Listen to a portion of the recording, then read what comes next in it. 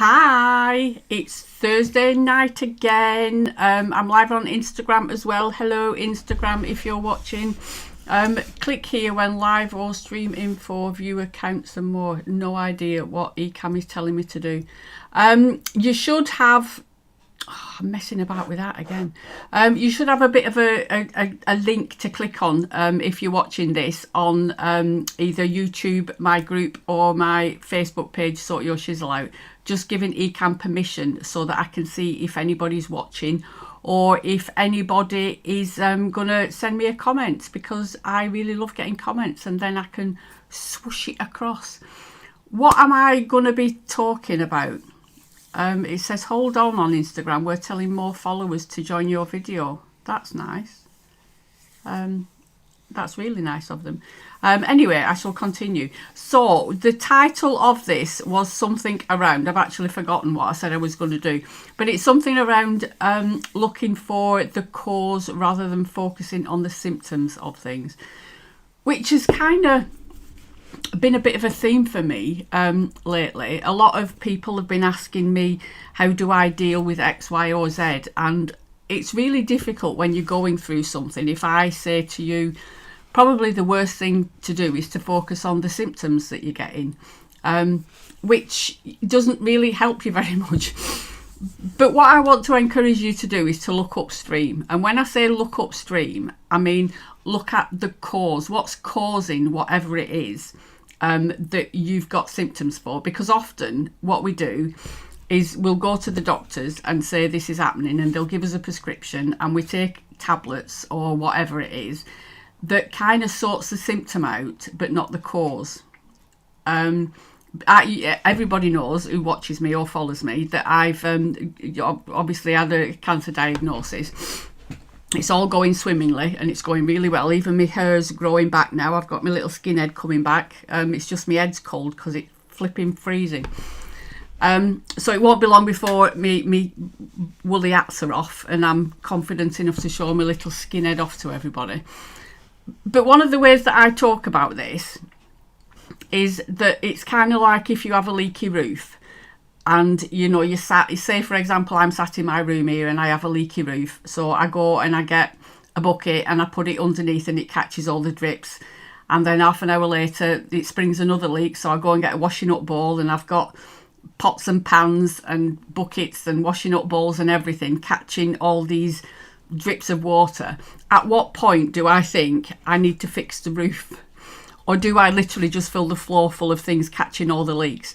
And that's kind of how I see it. It's a bit of a metaphor, but that's how I see it. If we're focusing on the symptoms that we're getting, whether that's through stress or anxiety or overwhelm or our diet or our lifestyle or whatever it is, we need to look upstream at what's actually causing it and do something about that.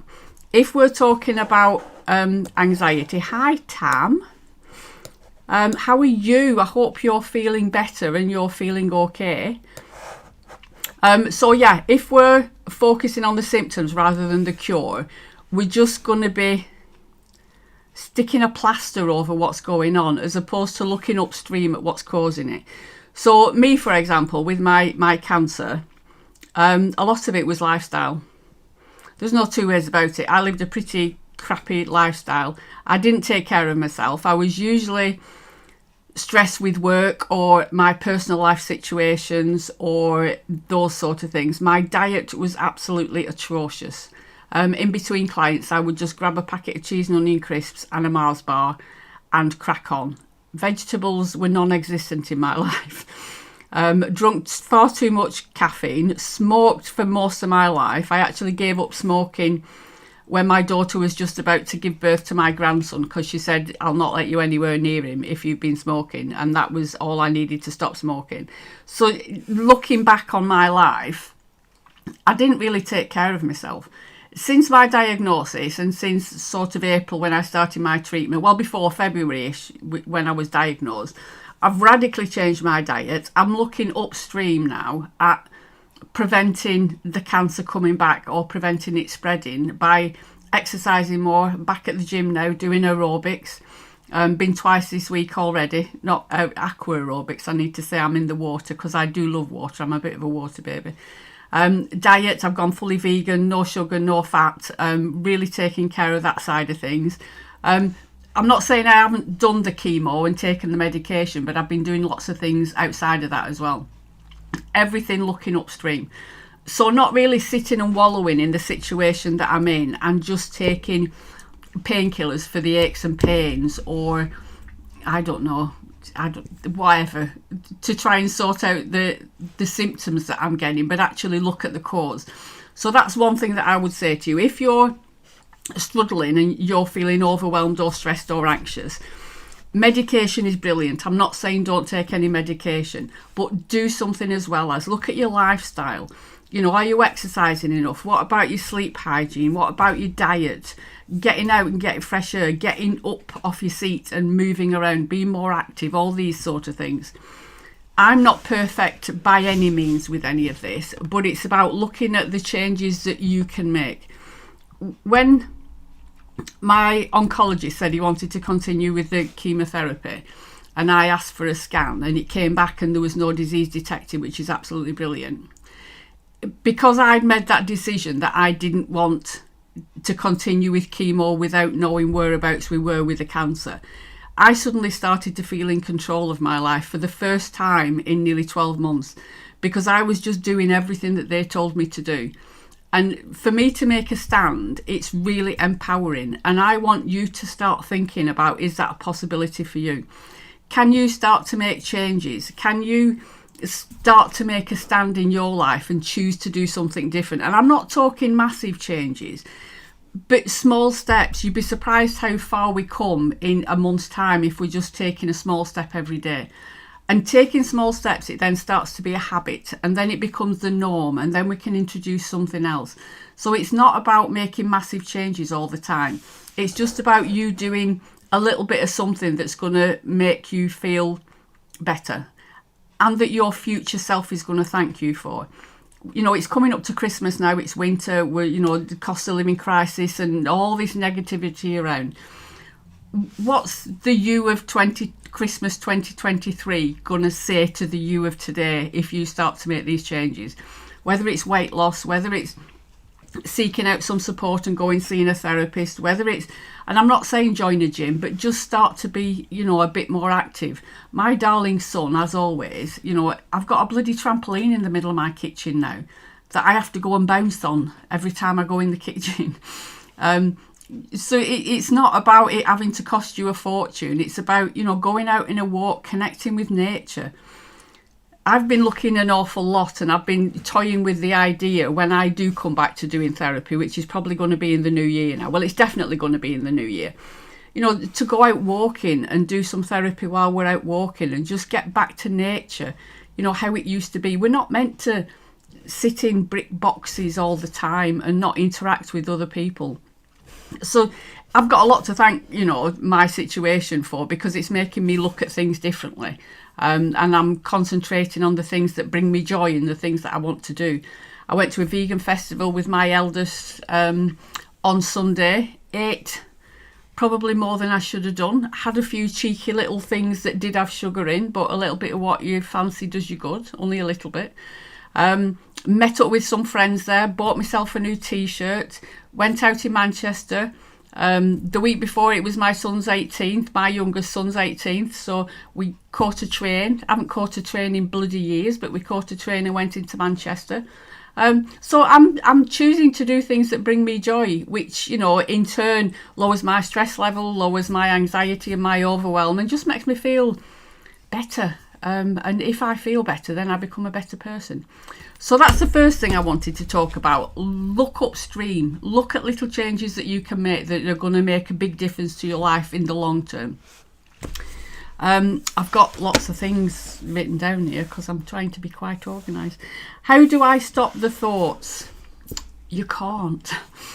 What you can look at, and again, it's looking upstream and it's looking, at the cause rather than the symptoms, is how much energy and attention you are attaching to those thoughts. I think I read somewhere that we have up to 60,000 thoughts a day. I don't know how you fit 60,000 thoughts in a day, but that's evidently, according to, Google, the master of all knowledge, how many we have. And most of them we don't pay attention to. Most of them just come in and they go and they disappear. It's the ones that come in that we catch hold of and we start to give attention to, and then we put another thought on top of it, and then another thought on top of it, and then we kind of make a whole story up or a scenario around it. That's when it becomes a problem. So we can't stop the thoughts, but what we can do is become aware of the thoughts that we're giving too much attention to. All thoughts are neutral. Every single thought that we have is neutral until we give it energy, and we can either give it positive energy or negative energy, and that again is our choice. When we understand that and we become aware of it, again, it's quite empowering that we're in control of a lot more than what we actually think we are. So that's another question that's come up this week. The other thing, just with conversations that I'm having with the members in the membership and everything, is, you know, kind of like I couldn't do this because I was anxious. And a lot of the time what I say to them is you can be anxious and do things at the same time. I know it's uncomfortable and I know it feels difficult, but try and get away from an either or situation, and it's black and white. You know, I'm anxious so I can't do it. Another thing that a lot of people, you know, say, my sister did this for quite a few years. She had her first panic attack or anxiety attack when she was 11. She's heading up towards 60 now. And if you ask her, she'd probably say that she's been anxious all her life.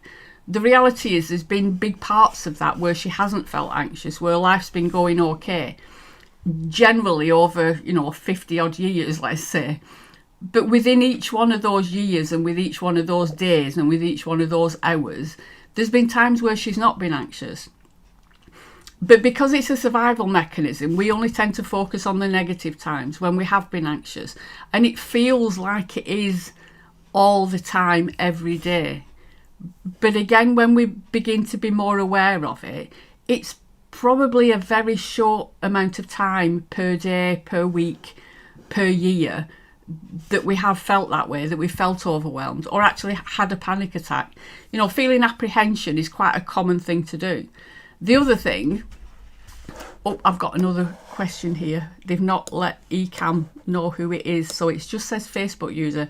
Feel the fear and do it anyway. Exactly. And I know it's so easy to say, and often it can be so difficult to do, but we can do both things at once. You know, again, I don't want to keep harping on about it because I do like these, you know, lives to be quite positive. You know, a lot of the time, I hadn't got a bloody clue what was going to happen to me when I went into hospital for my treatment. I had that many allergic reactions or something went wrong or whatever it was every time I went in, that if that was my only focus, if I didn't do things because I felt anxious, I would never have done any of it. The only time I can honestly say that I came so close to the point of getting up and walking out was just before my operation. I was on the bed waiting for the anaesthetist was there. She was just about to put the epidural thing in. And I came so close to saying, nah, don't want to do this. I think I'll, you know, just go. But I didn't. I worked through it, you know, with a lot of support from the anaesthetist, who was absolutely fantastic. So it is possible and we can do it. What's the other thing that I've got forward? Oh yeah, another little quote that I often say is you can't move forward when you're looking in the rear view mirror. And that's what a lot of us do. You know, last time I caught a train, I felt really anxious. It's kind of me looking backwards and my past experiences of something. One, it's going to trigger a lot of overthinking around that. But two, I'm looking backwards instead of forwards. I see, I'm even going to say it now. I don't like public transport. That's just habitual that I say that, because I went on a train and it was absolutely brilliant. I've caught flights. I've got my next flight is booked for the 20th of I can't even speak. The 20th of December, and I'm going to spend Christmas with my daughter and her family in Spain, and I'm really looking forward to it. Yes, I'm going to be apprehensive about it. Yes, I'm going to feel nervous about it because it's not something I do every day. Anxiety for me starts off the same as excitement. That, you know, I don't want to say churning in your stomach, but that butterfly feeling in your stomach, or just a change in our physiology, the way that our body feels. If I start to overthink it, it's going to turn into anxiety. That's how it works. But if I focus on it and think, yeah, I'm really excited, I can't wait to get out there, I can't wait for Christmas, I'm like a kid in a sweet shop, then it's going to stay excitement.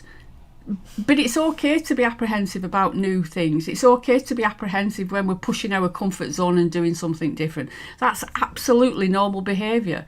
It doesn't need to become, so big that it incapacitates us and we're not trying new experiences or we're not doing the things that we want to do. But it's all around awareness, and also for me it's noticing where our state of mind is in that moment, because it does go up and down. There might be some days where you can feel like you could rule the world, literally there's nothing going to stop you, and the next day you might feel really overwhelmed and overawed with everything and not do as much. That's absolutely fine too, because that's just our state of mind dipping, ebbing and flowing and doing its thing.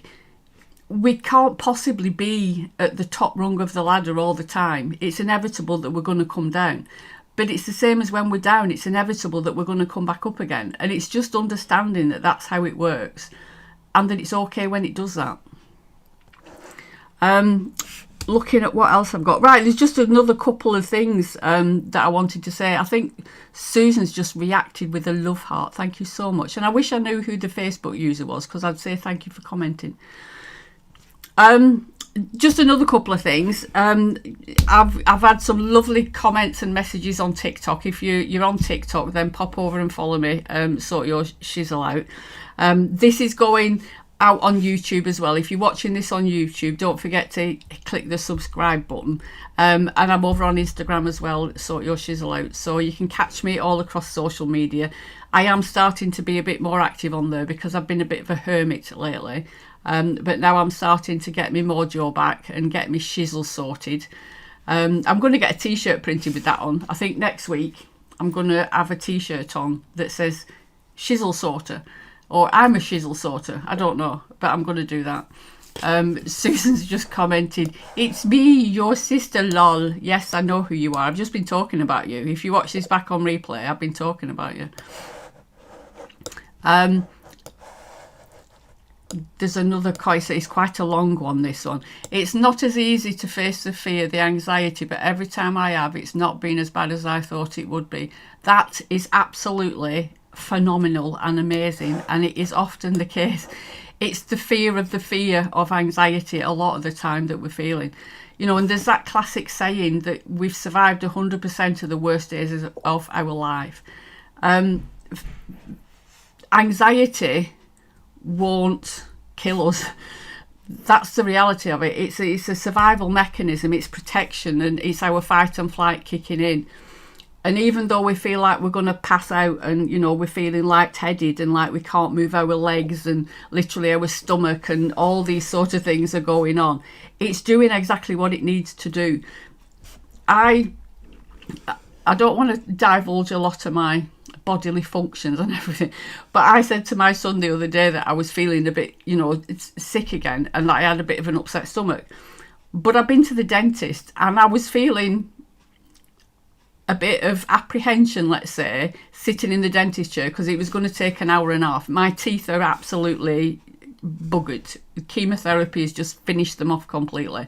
They say it doesn't affect your teeth, but it has. The colour of mine have changed and everything. It's not good. So I knew I was going to be in the dentist chair for an hour and a half. And as with a lot of people, I love my dentist as a person, but I don't like going to the dentist. But that's how anxiety affects me. I always get an upset stomach with anxiety. It's kind of like a genetic thing from my dad, I think, because he used to be exactly the same thing. So I kind of know that that's how it's going to be. So whenever I get anxious, I always get an upset stomach. And it's just knowing these things. How does anxiety affect you? Because we're all unique and it will affect us all differently. So, our body is doing exactly what it needs to do. Because I've had a rush of adrenaline or cortisol in my body, having an upset stomach is an absolutely perfect reaction. Because in the good old days, when we were cavemen, we would expel everything. Do you know what I mean? And that age-old saying, I peed myself. When you get a fright and you think, oh, I just peed my pants.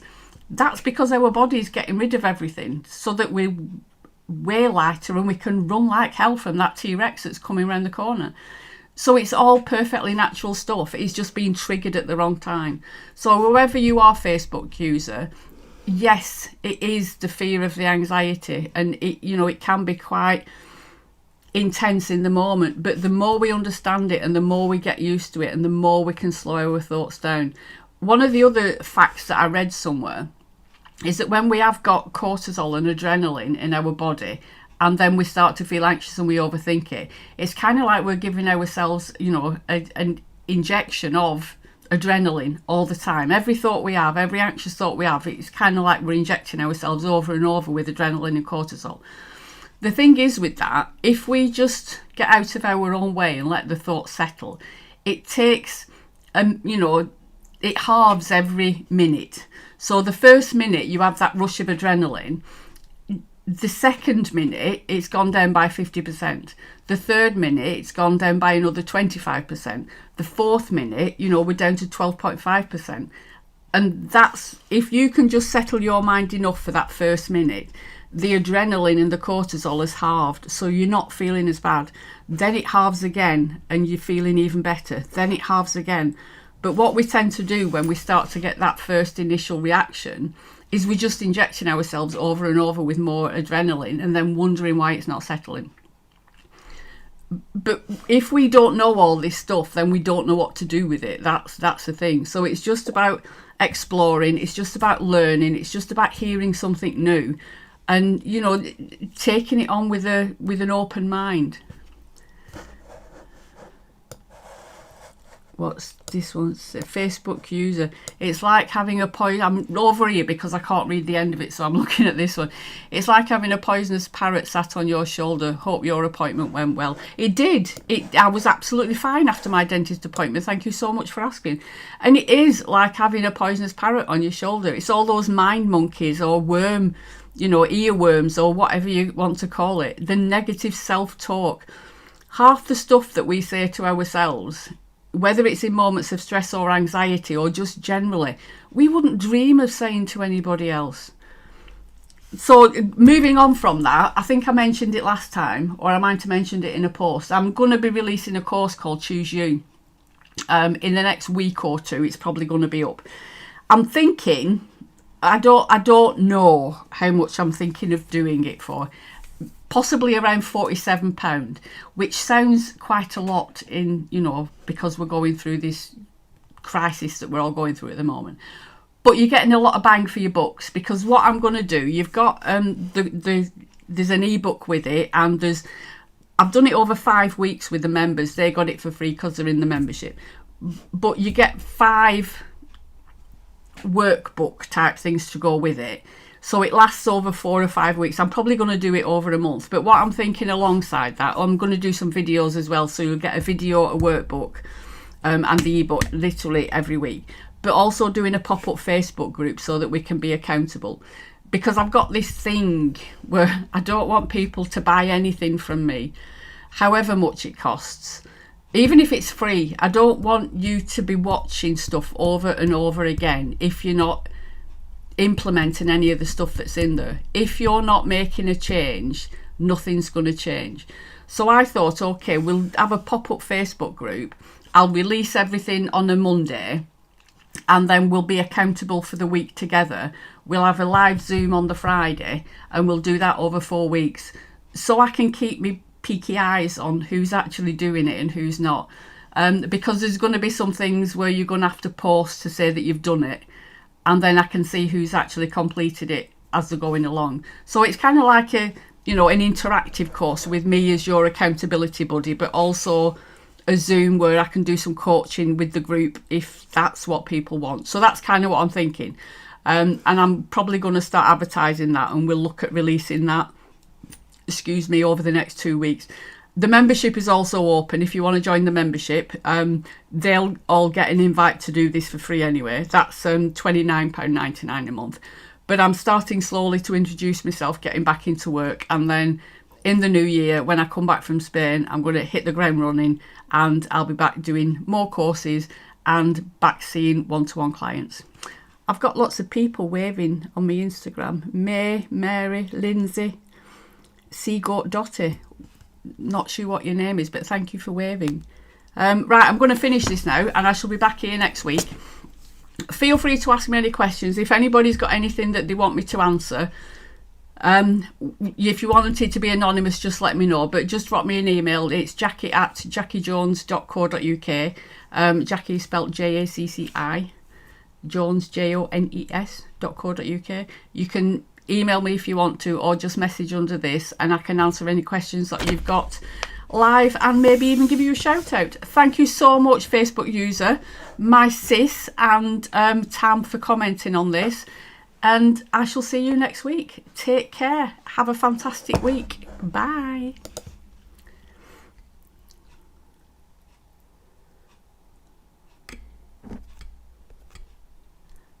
Bye, Instagram. See you next week.